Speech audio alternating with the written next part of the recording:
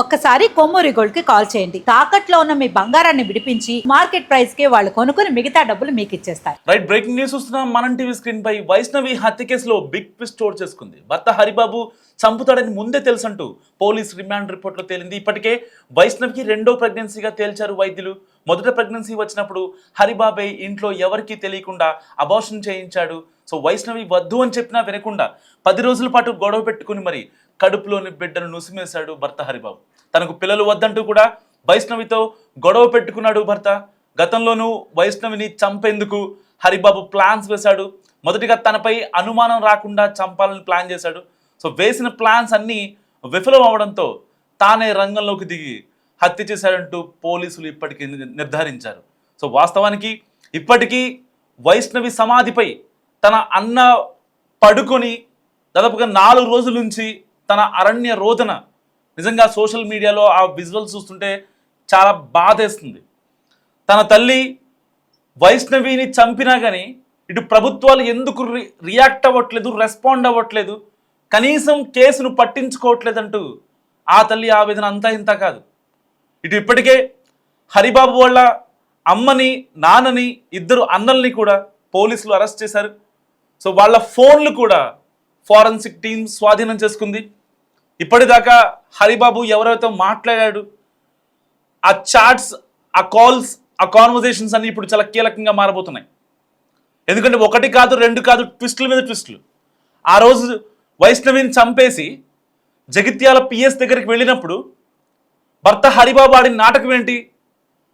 లేదు, కేవలం ఆ అమ్మాయి వీడియోలు చేయొద్దంటే అనవసరంగా ఇన్స్టాలో రీల్స్ పెడుతుంది, యూట్యూబ్లో వ్లాగులు చేస్తుంది, మా గొడవల్ని కూడా అందరికీ చెప్తుంది, మరి ఇలాంటి అమ్మాయిని చంపాలా కదా అని చెప్పి పోలీసులను కన్విన్స్ చేసే ప్రయత్నం చేశాడు. ఆ తర్వాత ఇటు అంత్యక్రియలకు వెళ్ళాలి, చంపింది వాడే చంపేసి వైష్ణవి అంత్యక్రియలకు నేను వెళ్ళాలని చెప్పి పోలీస్ స్టేషన్లో కపట నాటకం ఆడాడు. ఏ లాయరు దొరక్కపోవడంతో స్టేషన్ బెయిల్ ఇప్పించడం కోసం వాళ్ళ అమ్మ, వాళ్ళ నాన్న, ఇటు 2 అన్నలు, సో ఎంతైనా రక్త సంబంధం కదా, వాళ్ళు కూడా ఆగలేకపోయారు. సో వెంటనే స్టేషన్ బెయిల్ కోసం చాలా నాన్న రాద్ధాంతం చేశారు. స్టేషన్ లోపల భర్త, అమ్మ, నాన్న వీళ్ళంతా ఒక పక్కేమో సీతంపేటలో ఏదైతే వైష్ణవి వాళ్ళ సొంతూరులో విగత జీవిగా పడి ఉన్న వైష్ణవి దాదాపుగా 30 కత్తిపోట్లు ఆ బంప్ మీద. జస్ట్ ఇమాజిన్ ఆ అమ్మాయి పడ్డ బాధ ఒక్క నిమిషం ఆలోచించండి. సో ఇలాంటి సిచ్యువేషన్లో ఇక్కడ పోలీస్ స్టేషన్లో స్టేషన్ బెయిల్ కోసం ఆరాటపడుతున్నాడు. ఎందుకు? అంత్యక్రియలు చేయాలి, నేనే చంపాను, ఓకే ఫైన్, అయింది, చివరిసారిగా ఒకసారి చూడాలి కదా అని చెప్పి వీడు ఇక్కడ పోలీస్ స్టేషన్లో నాటకం. అండ్ వాళ్ళ అమ్మా నాన్న ఇటు అంత్యక్రియల ప్లేస్కి వెళ్ళాలా, లేదంటే కొడుకు ఇక్కడ ఉన్నాడు కాబట్టి కొడుకుని ఎలాగైనా సేవ్ చేయాలి అని పోలీస్ స్టేషన్కి రావాలా అని వాళ్ళు ఏం చేయాలో తెలియని సిచ్యువేషన్ వాళ్ళది. ఇలాంటి నేపథ్యంలో ఇప్పుడు పోలీసు రిమాండ్ రిపోర్ట్లో ఆల్రెడీ తనకి ప్రెగ్నెన్సీ వచ్చింది. సెకండ్ టైం ప్రెగ్నెన్సీ టైంలో మళ్ళీ వీళ్ళిద్దరు గొడవే. ఒకవేళ వద్దు అనుకుంటే 2nd మంత్ 3rd మంత్ తీసేయచ్చు, అబార్షన్ చేయించేసుకోవచ్చు. మాకు వద్దు అనుకున్నప్పుడు భార్యాభర్తల అంగీకారంతో అబార్షన్ చేయించేసుకోవచ్చు, దాంట్లో తప్పేం లేదు. లీగల్గా కూడా ఎలాంటి కాన్సిక్వెన్సెస్ ఉండవు. సమ్ హెల్త్ ఇష్యూ అని చూయించుకోవచ్చు. తల్లికి హెల్త్ ఇష్యూ ఉంది, సో బిడ్డ పుడితే తల్లికి ప్రాణహాని సంథింగ్ ఏదో చెప్పుకొని అది తూతూ మంత్రం కానిచ్చేయచ్చు. కానీ అక్కడ ఎక్స్టెండ్ చేసి 2nd మంత్లోనో 3rd మంత్లో చేయించాల్సిన అబార్షన్ని 5వ నెల వరకు ఎక్స్టెండ్ చేసి ఆ అమ్మాయిని ఎంతలా టార్చర్ పెట్టాడంటే అంతలా టార్చర్ పెట్టాడు. సో సరిగ్గా 2 నెలల క్రితం యూట్యూబర్ వైష్ణవి యూట్యూబ్ ఛానల్లో దాదాపుగా చాలా వ్లాగ్స్ ఉన్నాయి. సో ఇంట్లోంచి బయటకు వెళ్ళిపోవడం, ఆ తర్వాత ఫోన్ చేస్తే నీకెందుకు, నేను ఎక్కడుంటే నీకెందుకని వాడు అంత రూడ్గా మాట్లాడటం, పాపం ఈ పిచ్చి పిల్ల ఎక్కడున్నాడు ఏంటని చెప్పి ఈవిడ బాధపడటం. సో అవన్నీ తన వ్లాగ్స్లో మనం చూసాం. సో ఏ రోజు ఆ అమ్మాయి పిచ్చి రీల్స్ ఏం చేయలేదు. బేసిక్గా ఈవెన్ తను యూట్యూబ్ స్టార్ట్ చేసినప్పటి నుంచి, ఇన్స్టాగ్రామ్ స్టార్ట్ చేసినప్పటి నుంచి కూడా ఎలాంటి అంటే అర్ధనగ్నంగా కనిపించే వ్యవహారాలు కావచ్చు, అంటే బూతులతో మాట్లాడే బ్లాగ్స్ కావచ్చు, అలాంటివి ఏం లేవు. జస్ట్ ఒక ఫ్యామిలీ కాన్వర్జేషన్స్, భర్త ఈవిడ అంతే. వాళ్ళిద్దరే కనిపిస్తున్నారు అక్కడ దాంట్లో. సో దీంట్లో ఏం తప్పు వచ్చిందని వీడు మరి రీల్స్ వేద్దన్నాడు. నిజంగా ఆ అమ్మాయి ఒక యూట్యూబరు, ఆ అమ్మాయి కంటూ ఒక ఫేమ్ ఉంది. రేపొద్దున ఆ అమ్మాయి ఫేమ్ని యూజ్ చేసుకొని నేను ఏదైనా చేసుకోవచ్చు, మన లైఫ్ సెట్ చేసుకోవచ్చు అనే హోప్తోనే కదా వీడు పెళ్లి చేసుకుంది. ప్రేమించాలని నాటకం ఆడి ఇప్పుడు నానా రాద్ధాంతం చేస్తున్నాడు.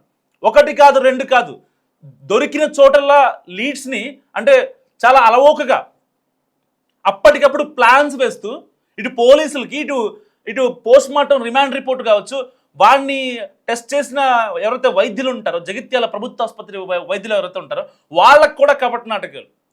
నాకు వైష్ణవిని చూడాలనిపిస్తుంది అంటాడంట. ఒక పక్కేమో వాడికి టెస్టులు చేస్తున్నారు.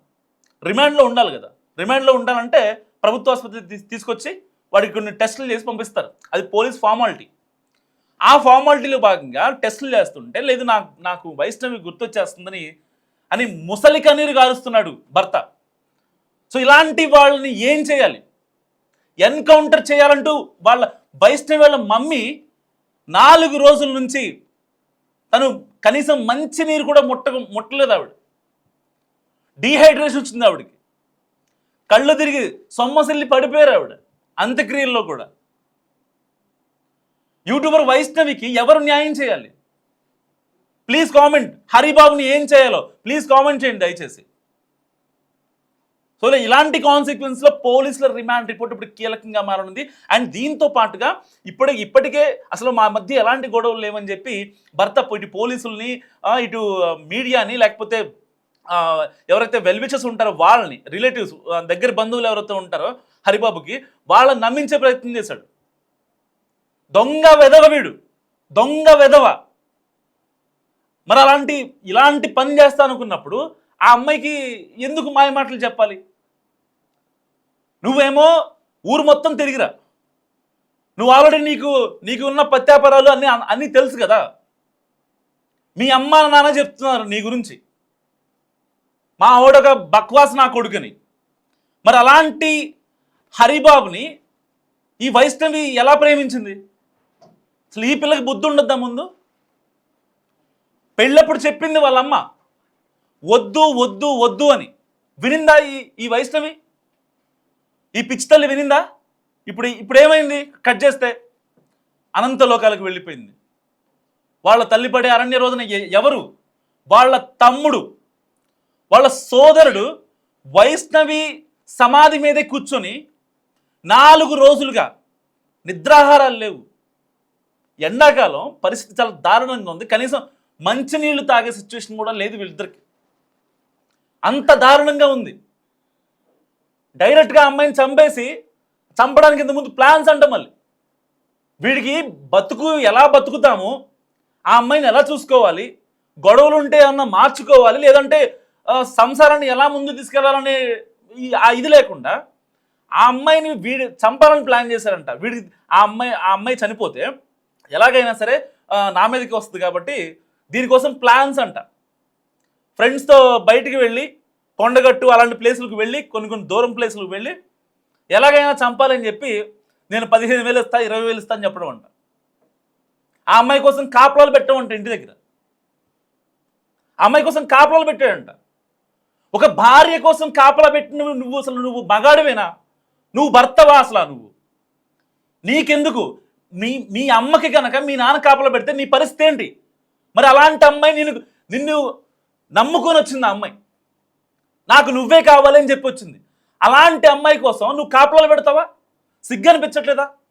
ఇప్పుడు మళ్ళీ డాక్టర్ల ముందు నాకు వైష్ణవిని చూడాలనిపిస్తుంది, వైష్ణవితో మాట్లాడాలనిపిస్తుంది, నాకు వైష్ణవి కావాలి అని ఈ కపట నాటకాలు ఎందుకు?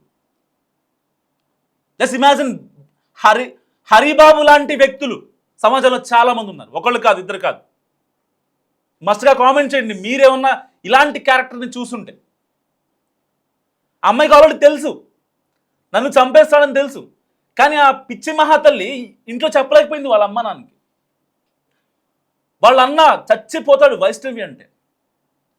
4 రోజులుగా సమాధి మీదే కూర్చొని ఏడుస్తున్నాడు వైష్ణవి వాళ్ళ అన్న. పరిస్థితి ఏం బాగాలేదు వాళ్ళది. వాళ్ళ అమ్మ ఒకటే అడుగుతుంది, తెలంగాణ గవర్నమెంట్ని సజ్జనర్ గారిని అడుగుతుంది. సజ్జనర్ గారికి ఈ కేసు సంబంధం లేదు. వీసీ సజ్జనర్ గారిని ఎన్కౌంటర్ స్పెషలిస్ట్ అని చెప్పి అప్పట్లో ప్రియాంక రెడ్డి నిందితుల్ని ఎలాగైతే ఎన్కౌంటర్ చేశారో సజ్జనర్ గారు, సో అలాగే ఈ హరిబాబును కూడా ఎన్కౌంటర్ చేయండి అంటూ ఆవిడ వినతులు, ఆవిడ లేఖలు రాస్తుంది.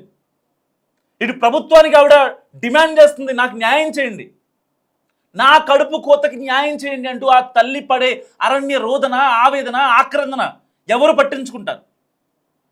జస్ట్ ఇమాజిన్ ఆ తల్లి ఎంత బాధపడుతుందో. సో పోలీస్ రిమాండ్ రిపోర్ట్లో మరిన్ని విషయాలు, కీలక విషయాలు వెలుగులోకి వచ్చే అవకాశం ఉంది. ఎందుకంటే ఇప్పటికే వాళ్ళకి సంబంధించిన ఫోన్స్ అన్నిటినీ ఇటు ఫారెన్సిక్ టీం తీసేసుకుంది. సో దానికి సంబంధించి ఈ యొక్క వాట్సాప్ కావచ్చు, ఇన్స్టా కావచ్చు, ఫేస్బుక్, సో ఇలాంటి సోషల్ మీడియా ప్లాట్ఫామ్స్ యొక్క కీలకమైన కాన్వర్జేషన్ మొత్తాన్ని బయటకు తీసే పనిలో పడ్డారు పోలీసులు. ఎందుకంటే వీడి నాటకాలు ఎక్కువైపోయాయి, మామూలు నాటకాలు కాదు.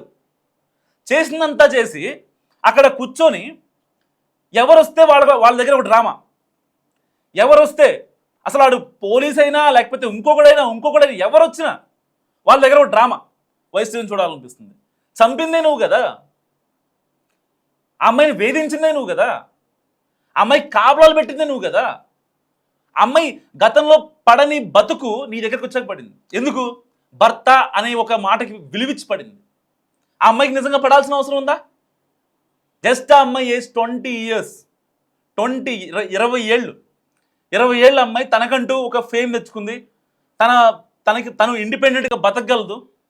ఒకవేళ రేపొద్దున పిల్లలు పుట్టినా తను ఈజీగా సాక్కునే అవకాశం ఉంది. అసలు ఎందుకు వాళ్ళ అమ్మ నాన్న, వాళ్ళ అన్నయ్య బంగారంలా చూసుకుంటారు.